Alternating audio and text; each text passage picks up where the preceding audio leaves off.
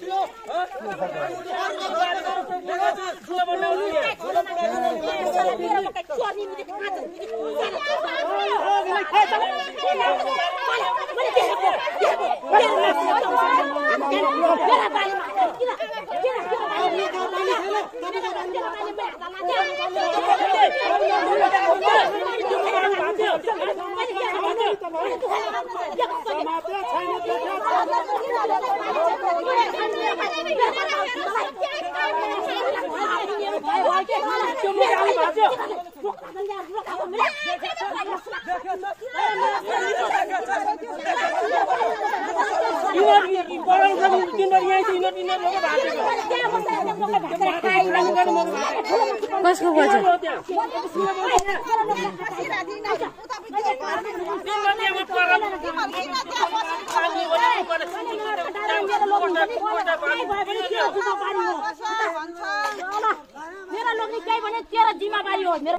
एउटा मकैको लागि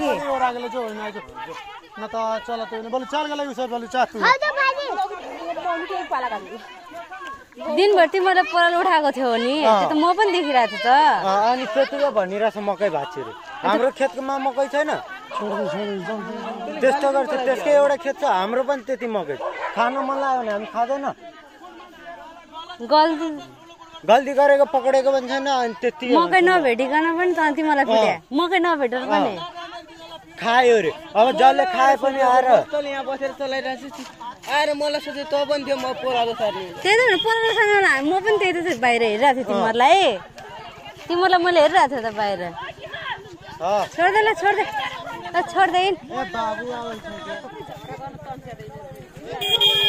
अब मकैको लागि पनि झगडा गर्छ भन्दै त यत्रो मकै छ भन्दाखेरि त गाह्रो हो नि के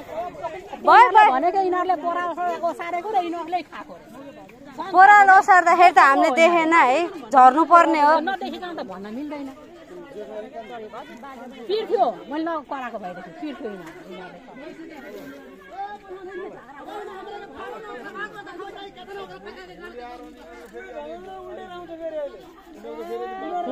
नगर्नु गरे भने एक पल्टिन्छ अर्को पल्टिन्छ उनीहरू एक्लै बस्यो भने मात्र देखाएको छ नि मान्दैन गर्दैन गर्दैन गरेपछि पुरै पल्टेर आउँछ कि धनटोलको मान्छेहरू पुरै पल्ट मकैको लागि मकै खाएर त नि खाएकै त नि भाँचेर उता लगेको रे घरमै गएर झाप दामी छ त यहाँनिर गल्ती पनि गरिहाल्छ नि मकै पनि भाँचाउँदै हाम्रो छिमेकीले 6 घोगा मकै भाँचेछ माइलापुर ए बाबा मैले खुद चोर्नलाई सोचिरहेको अब म चोर्दिन 6 जना केटा अनि भोटे कान्छाले चाहिँ भिडियो गरेर मलाई बोलायो घोगा मकै लाइन लाँदाखेरि बाटोमा ती घर अगाडिको मकै अब के गर्नु त्यसलाई आमासँगले 2 दिन घर आएन 3 दिनदेखि आयो अनि त्यस्तो 13-14 वर्षको छ के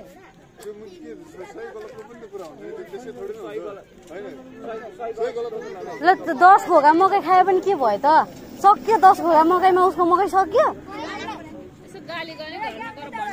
10 घोगा मकैमा पनि मकै सकिँदो रहेछ भनेदेखि त कामै छैन कि मकैको मकै पालेको कामै छैन म त बिचमा पुरा प्रधानमन्त्री बनेर हिँडेको ए बाबा पोरालो ओसार्दाखेरि म बाहिरै थिएँ ठिक छ यदि तिनीहरूले मकै चोरेको भए पनि मकै खस्नु पर्दैन थियो खै खस्या त अङ्गालोमा बोकेर लगिरहेको थियो तिनीहरूले मकै ल ठिक छ ल ठिक छ 10 ल छोड्नु नि 10 घोगा मकै चोरे पनि कमसेकम 10 घोगा मकै चोर्दैमा कि त्यसको मकै सक्यो 10 घोगाको पैसा लिन्थ्यो पैसै लिन्थ्यो ल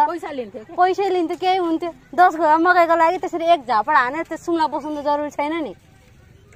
जला पनि चिता दुख्छ क्या बाबुलाई छोराछोरीलाई पिट्दाखेरि दुखिहाल्छ नि जसलाई पनि